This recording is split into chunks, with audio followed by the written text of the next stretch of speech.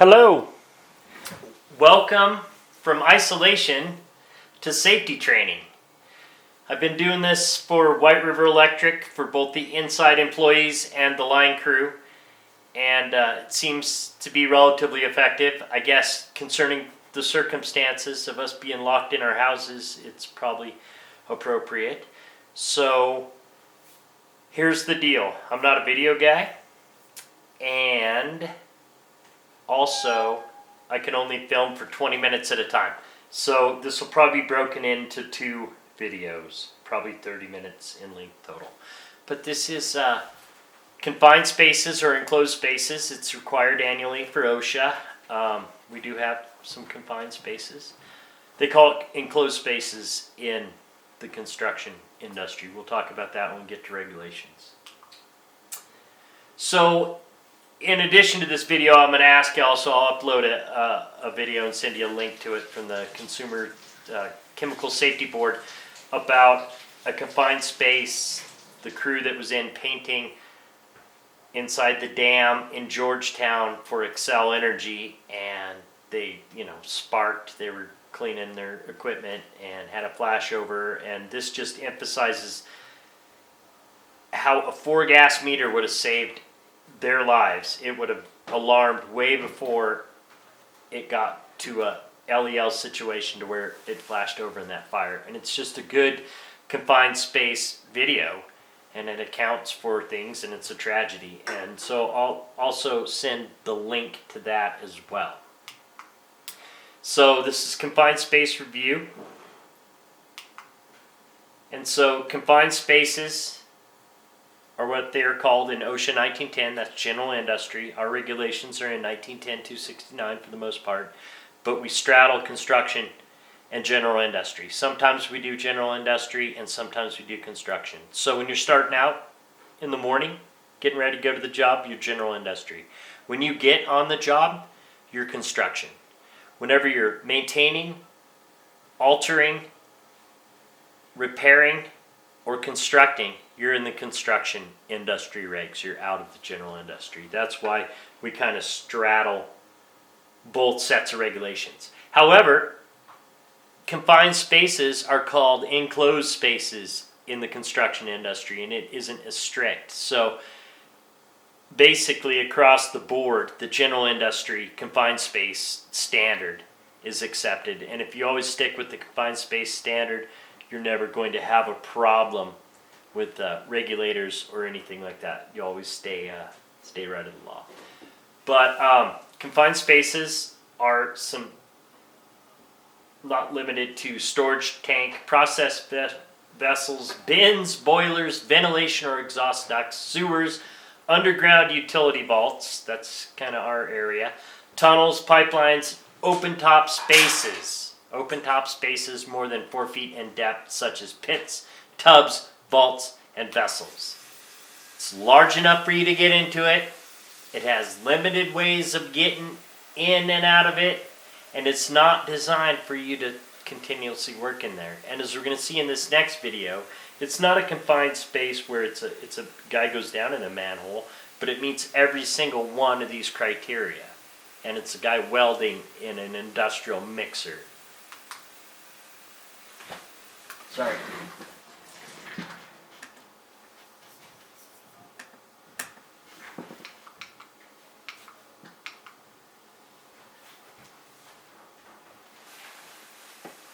So he's welding down in that industrial mixer, and he's got the attendant kind of on the outside of the mixer watching him do his hot work, and then boom, the worst thing happens. I don't know exactly what happened, but this is just an example of, obviously it was some kind of gas buildup or from his welding gear or what have you. So confined spaces, they're becoming a big problem. They've been a big problem. They are a big problem. They have a high fatality rate among rescuers. 60% of confined space fatalities are rescuers. So that's why you always have to account for rescue when you're doing a permit required confined space entry. And Grand Valley Power's policy for confined space entry is we're going to rescue ourselves. So that attendant is going to be on the outside of the space and can latch onto you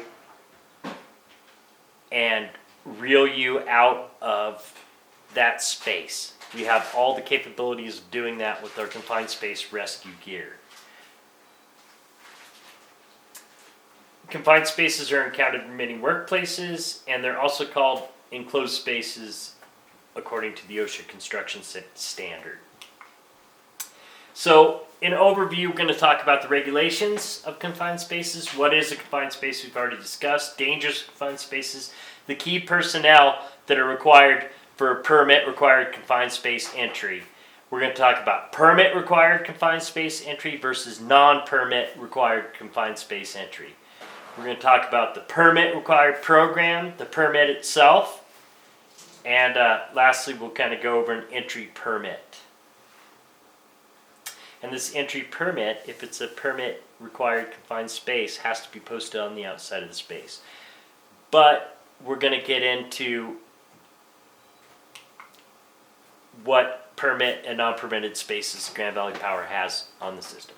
So what you should be able to get out of this training is the ability to recognize a confined space, ability to recognize potential hazards associated with confined space, ability to enter a confined space if needed for job tasks, and awareness that a confined space is regulated under OSHA. And I think we all know that. This is also a RESAP thing. We have RESAP coming up this year. They said the other day that they're bombing ahead with RESAP. They're not going to cancel it, so it's coming. And this is part of what we must do for RESAP, along with trenching and shoring every year. Up to date on our first aid and, flagger and forklift and all that. So just another box that we need to check, but it's important. If it can save somebody's life, it's important. So what you should be able to get out of this is ability to recognize confined space, ability to recognize potential hazards, confined space, ability to enter a confined space and know that confined space is regulated under OSHA. So it's in 1910-146, that's the permit required confined spaces. Boom. It's in 1926-269, it's part E of our regs. It's also in 1926 construction, and here are the other OSHA manuals. 1928 agriculture is its own OSHA manual. 1917 marine terminals is also an OSHA manual. Also in the APPA safety manual and our safety manual that we have. And the OSHA construction standard calls them enclosed spaces, as I already alluded to. So here's some statistics, and my apologies, I did try to go find modern statistics, but this is 1993 to 1996, so just bear with me. I'm sure we've gotten a little bit better, but it's still, people are still dying in confined spaces every day. So 1993 to 1996, 65% of all confined space fatalities are due to hazardous atmosphere. That means 2/3 of the time it was a hazardous atmosphere. And had you had a 4-gas meter, you would have been able to make that determination. It's tragic. 276 confined space incidents result in 234 deaths. So at least one death per incident, if not more. There were 193 injuries associated with those as well. And up to half of those killed were the rescuers. So, they get tunnel vision. They just want to come save the victim. And they end up being the next victim. And then their buddy sees them laying in there. And it just becomes a tragic thing. So, the whole emphasis is to keep out of a rescue situation. So types of confined spaces, and this is it. This is where the rubber meets the road. And this is what Grand Valley Power has mainly. Are non-permitted spaces. And these are safe spaces. No hazards exist historically, and no hazards exist in them at all presently. This space has been proven to be safe and may be entered as a non-permitted space. So what we're talking about is there's never been any water in that pit, that vault. And the air's, and we've tested it, we test the air in those vaults. And there's never been bad air. And there's never been a snake down in there. And there's not, anything other than electrical, which you're qualified to go in and deal with, that is a hazard. Those are non-permitted spaces. You can enter those spaces. What we're talking about is the permitted spaces, and these are the ones that kill people. Non-permitted spaces don't kill people. Permitted spaces kill people because a permitted space either has or is capable of having a hazard. A hazardous atmosphere.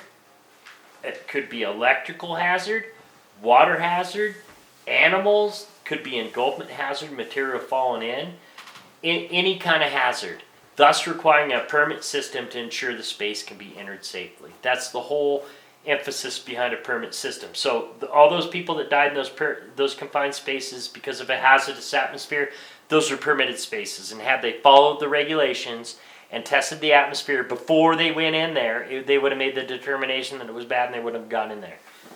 And that's the whole emphasis of what we're doing here. Grand Valley Power confined spaces. Does Grand Valley Power have confined spaces? Yes. And we've gone over this with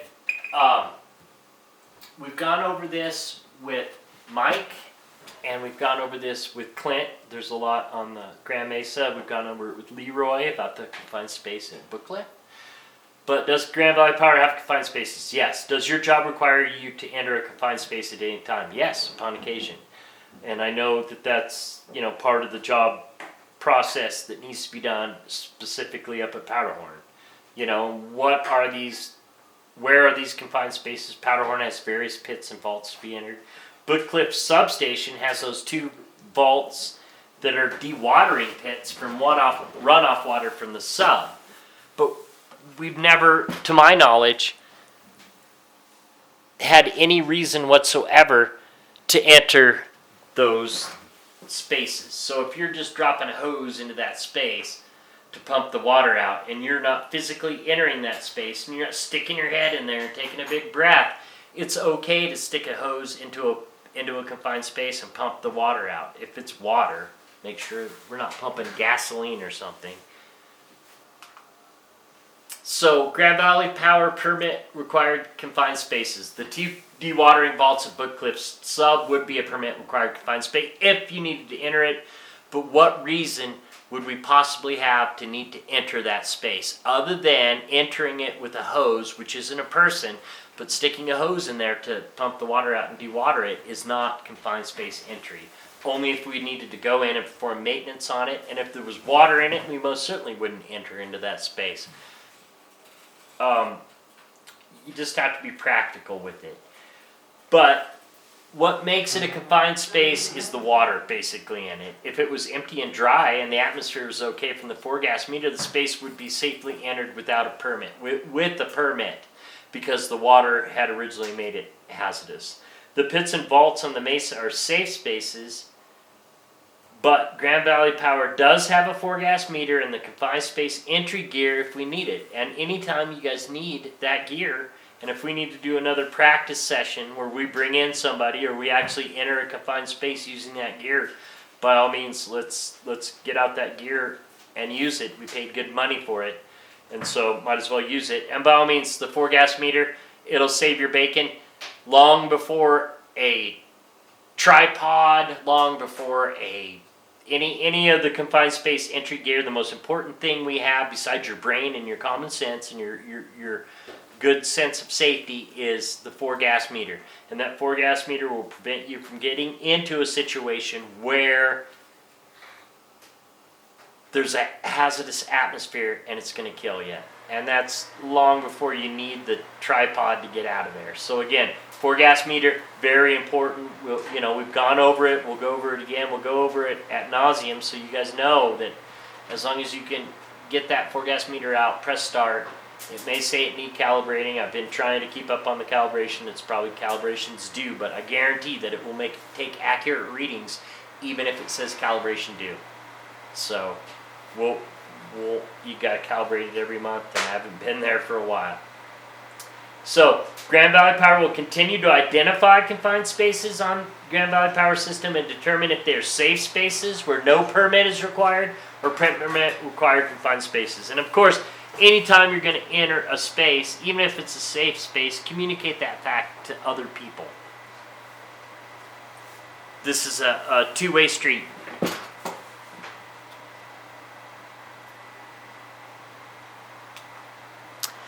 Some of the dangers of confined spaces are engulfment, material falling into the space.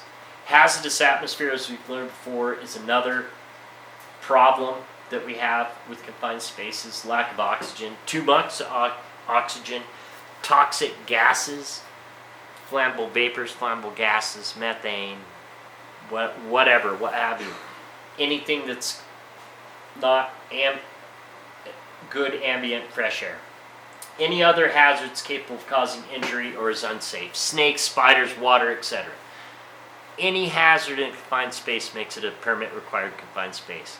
So if someone was entering a confined space and had electrical in there and they were not qualified electrical workers like you guys, they would have to have some kind of permit on their permit required. They'd have to have some form of protecting themselves from that electrical exposure. Whereas you guys are professionals and qualified electrical workers, so you can mess with anything electrical, not really mess with it, but you know how to recognize energized and deal with all that stuff. So engulfment, by definition, is soil debris falling in or down on the entrant, and the entrant is the person who enters the confined space. Where it's found, where confined spaces are found, job sites, construction area, work locations, they're everywhere. And the effects, they can bury the entrant. The soil constricts and squeezes air from your lungs, and that's 1 cubic yard of soil is equal to 3,000 pounds. So, it's no joke having material fall in onto you. So hazardous atmospheres, and the video's getting ready to end, and then I'll start the other one, but we'll get through this slide. So flammable gases are such as methane, acetylene, gasoline vapors, toxic gases such as hydrogen sulfide, chlorine. Those gases will kill you. Gases can both be flammable and toxic. Methane is toxic and flammable. Oxygen is 80% nitrogen and 20% oxygen.